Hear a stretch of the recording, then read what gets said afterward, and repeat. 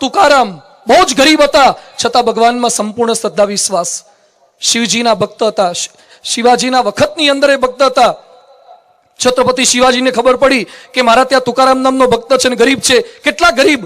તુકારામ ચાંદલો કરવા માટે નાળિયેરની કાચલીમાં પાણી ભરતા અને એમાં જોઈને તિલકને ચાંદલો કરતા. આટલા ગરીબ કોણ છે આમાંથી? નાળિયેરની કાચલીમાં પાણી ભરવું પડે અને એમાં જોઈને તિલક ચાંદલો કરવો પડે. આટલા ગરીબ હતા તુકારામ. એટલે શિવાજીને દયા આવી. શિવાજીએ ગાડું ભરી અને ફર્નિચર એના ત્યાં મોકલાયા. સોનાની ફ્રેમનો અરીસો મોકલાયો અને તુકારામના ઝૂંપડા આગળ આવીને બધું ઊભું રહ્યું. અને તુકારામને કહે છે, તુકારામ, આ તુકારામનું ઘર છે? આ કે તુકારામનું ઘર છે? એ કે તમારા માટે શિવાજીએ સામાન મોકલાયો છે. કે શું મોકલાયું છે? એ કે સોનાની ફ્રેમનો અરીસો છે, ફર્નિચર છે, બધું છે.